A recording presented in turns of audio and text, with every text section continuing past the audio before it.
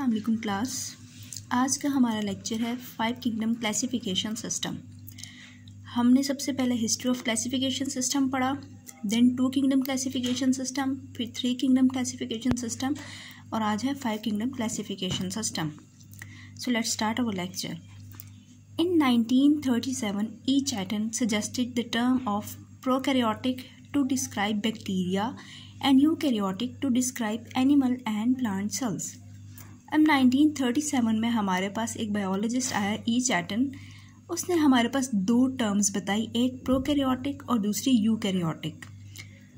अब प्रोकैरियोटिक और यूकैरियोटिक उसने क्यों इंट्रोड्यूस करवाई 2 टर्म्स, किसके लिए? एक तो बैक्टीरिया को डिस्क्राइब करने के लिए और यूकैरियोटिक किसके लिए? एनिमल और प्लांट सेल्स के लिए।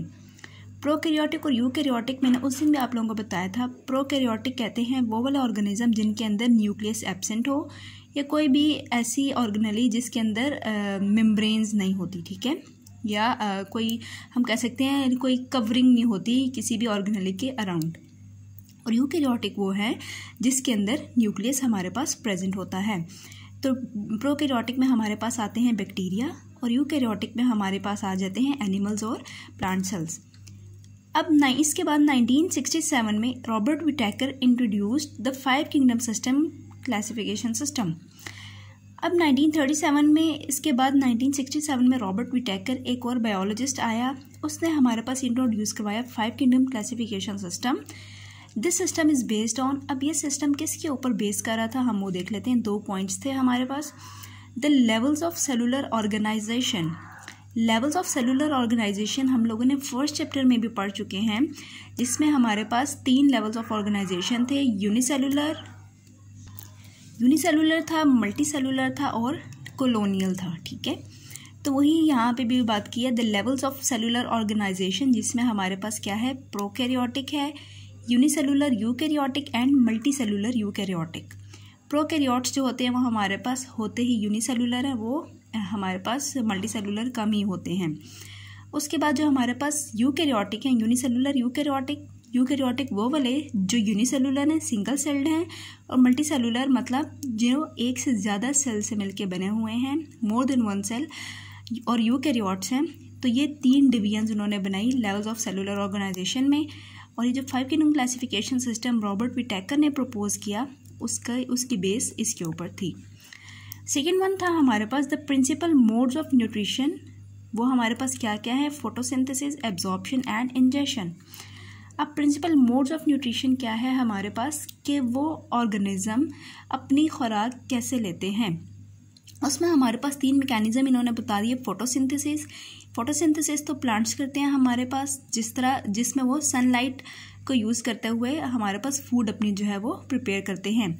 तो जो अपनी फूड खुद प्रिपेयर करेंगे वो हम उन्हें कह देंगे फोटोसिंथेसिस की कैटेगरी में आ जाएगा। उसके बाद एब्जॉर्प्शन है और इंजेशन है। एब्जॉर्प्शन और इंजेशन में हमारे पास डिफरेंस है। एब्जॉर्प्शन हम कहते हैं जो हमारे पास फंजाई है वो एब्जॉर्प्शन करती है। अब एब्जॉर्प्शन से क्या मुराद है कि पहले से जो ऑर्गेनिक मैटर हमारे पास प्रेजेंट हो उसको बस ब्रेक डाउन करके स्मॉलर में कन्वर्ट करके उसको सिंपली एब्जॉर्ब कर देना प्रिपेयर्ड फूड को। जबकि जो इंजेशन है, इंजेशन हम लोग करते हैं। जो इंजेशन क्या करना है, अपने अंदर पहले लेके जाना। हम लोग पहले खाते हैं खुराक को, फिर अंदर जाके हमारे डाइजेस्ट होती है, फिर एब्जॉर्ब होती है। तो ये पूरे का पूरा प्रोसेस आ जाएगा इंजेशन में। तो हमारे पास 3 प्रोसेसेस इन्होंने बता दिए मोड्स ऑफ न्यूट्रिशन में, फोटोसिंथेसिस, एब्जॉर्प्शन एंड इंजेशन। तो 5 किंगडम क्लासिफिकेशन सिस्टम जो रॉबर्ट विटेकर ने प्रपोज किया था उसकी बेस जो है इन मोड्स ऑफ न्यूट्रिशन के ऊपर बेस कर रही थी। On this basis, organisms are classified into 5 kingdoms: Monera, Protista, Fungi, Plantae and Animalia. अब इन 2 बेसिस के ऊपर ऑर्गेनिजम्स को क्लासीफाई किया रॉबर्ट विटेकर ने 5 किंगडम्स में। वो 5 किंगडम्स कौन कौन से थे? Monera, Protista, Fungi, Plantae and animalia. ये उन 5 किंगडम्स के नेम हैं। ये हम आगे डिटेल में पढ़ेंगे अपने इंशाल्लाह नेक्स्ट लेक्चर में। अब 1988 Margulis and Schwartz modified the 5 kingdom classification of Whittaker. अब 1988 में हमारे पास 2 बायोलॉजिस्ट और है, मार्गुलिस और शवार्ट्ज। इन्होंने क्या किया था, इनका 5 किंगडम क्लासिफिकेशन सिस्टम बिल्कुल रॉबर्ट विटेकर जैसा ही, लेकिन थोड़ी सी उन्होंने उसके अंदर मॉडिफिकेशन कर दी, थोड़ी सी उसके अंदर चेंजिंग की। अब उसके अंदर क्या चेंजिंग की इन्होंने वो हम देख लेते हैं। They considered genetics along with cellular organisation. अब जो सेलुलर ऑर्गेनाइजेशन उन्होंने बताई थी वही prokaryotic, unicellular eukaryotic and multicellular eukaryotic. उसके अंदर उन्होंने थोड़ी सी जेनेटिक्स जो है वो भी डाल दी कि मतलब जो जीन्स की बेसिस है या डीएनए के बेस के ऊपर वो भी उन्होंने उसके अंदर इंक्लूड कर दिया।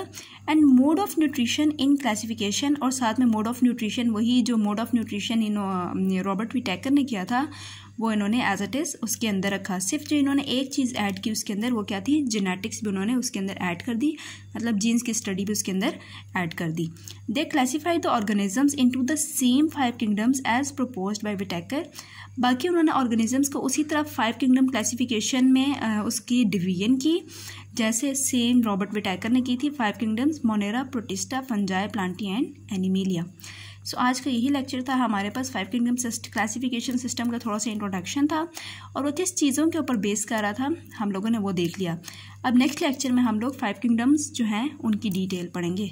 Thank you so much.